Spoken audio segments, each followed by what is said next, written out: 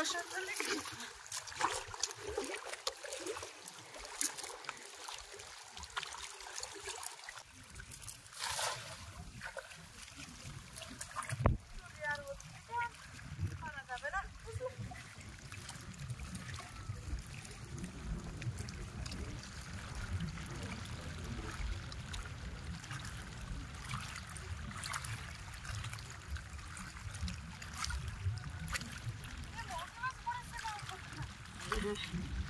ওই তো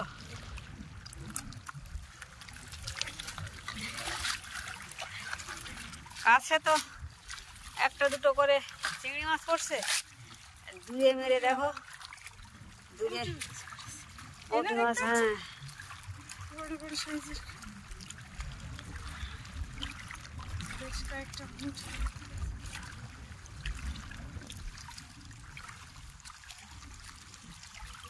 নদীর মৌটি। একবার জাল সাদা হয়ে গেছিল জানো তো, ওই অক্সফলের কাছে।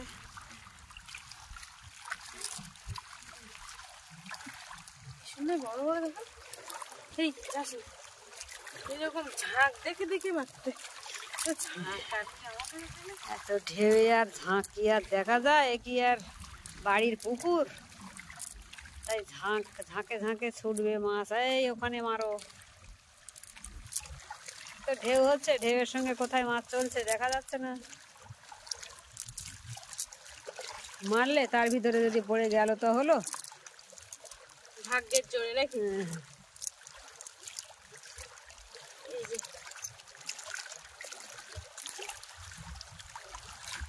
পাঁচটা ছটা পড়েছিল মাছ, চিংড়ি মাছ পড়েছে তার সাথে।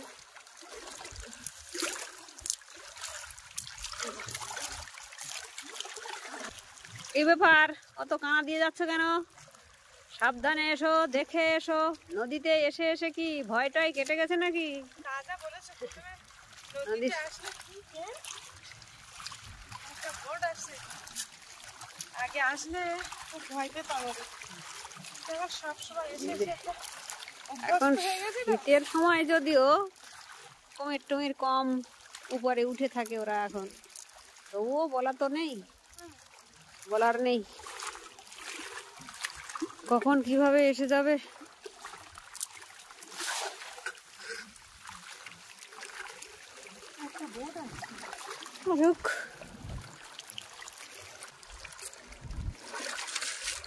মাটি উঠে এসেছে, ভাত ঠেকছে।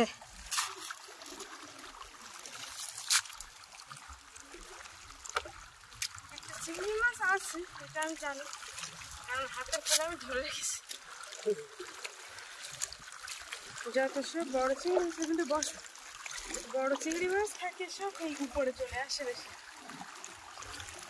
চাটি মারে আর উপরে উঠে চলে যায়।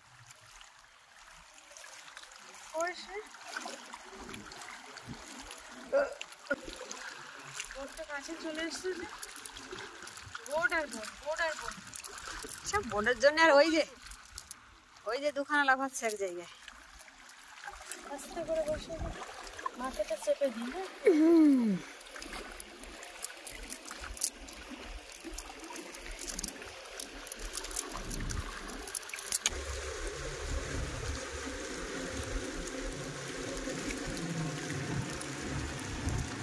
ঘাটে চলে যাচ্ছে।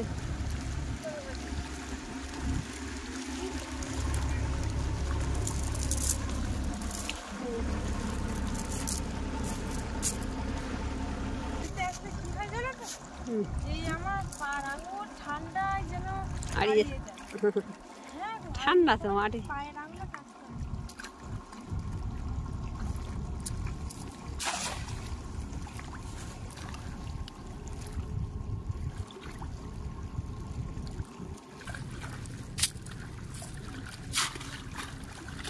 মেডিসিন পড়ছে নোংরা তার।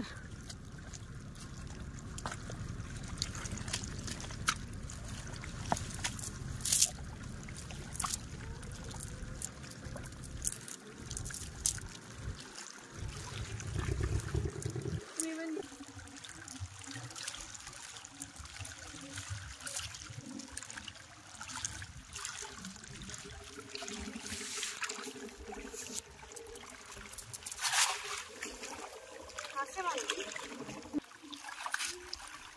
মানে কাঁকড়া পড়েছে মাঝারি আজকে বড় কাঁকড়া আসছে না মাঝারি বলতে ছোট পড়ে ধাপ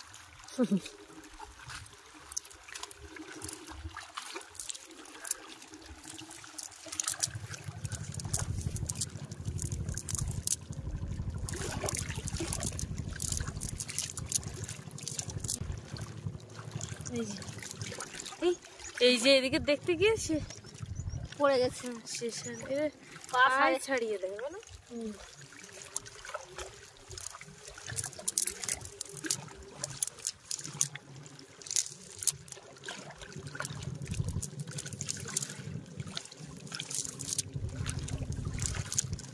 পেছন দিক থেকে দেখো হচ্ছে লেজের মাড়ি মেরে একদম নিয়ে শালা পিঠি বসিয়ে নিয়ে ওই পারে চলে যাবে না চল শালা এই পারে তোর আর কষ্ট করে মাছ ধরতে হবে না আমি তোর শালা গভীর জঙ্গলে নিয়ে যাব সেখানে গিয়ে যত পারিস মাছ ধরবি একেবারে জালটাও নিয়েছে দেখি কতটা হয়েছে মাছ একটু দেখি ওপারে বসে বসে কাঁচা খাবি এপারে আর ঢেউ আর ঢেউ হাওয়ায় হাওয়া হচ্ছে খালি ওপারে গিয়ে মাছ ধরবে ধরতে দেয় না না এটা চামড়া বেদামি তুলে দে হ্যাঁ ওপারে যেতে দেয় না পিঠের চামড়া তুলে হ্যাঁ মানে জঙ্গলের ভিতরে ঢুকে আবার মাছ মারা কত টাকা ফাইন করবে তার ঠিক নেই ওই যে ওই ট্যুরেরা যায় না একদিন ওই ট্যুরেরা যেতে যেতে একটা বোট ভিতরে ঢুকে গেছে আর ওই কি ঘাট বলে নেতা ধোপানি ঘাট না কি বলে না ওই ঘাটের কাছে যেই না বোট থামাবে আর সেই একটা ছেলে সাঁতার জানে না ঘাপ করে লাফতে পড়েছে কাঁকড়া দেখে লাল কাঁকড়া গর্তের ভেতর থেকে চরে বেরিয়েছে আর ধবাস করে লাফতে পড়েছে পড়ে কাঁকড়া ধরার জন্যে কাঁকড়া তো ধরতে পারে গর্তের ভিতরে ঢুকে গেছে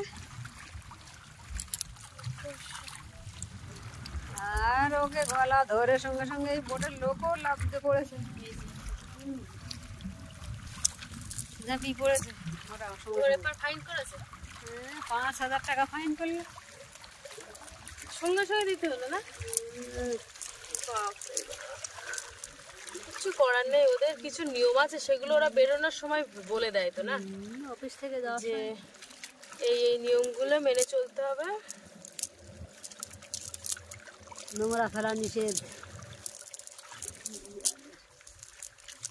ঘুরতে এসছে বলে তো আর যেখানে সেখানে যা খুশি তাই করতে পারে না তাদের নিয়মে ও লাফতে পড়লো ওই সঙ্গে যদি যদি ওই বাঘ লাফতে পড়তো ওর ঘাড়ের উপরে তখন কি করতো তখন ওদের গুণগারি কে গুনবে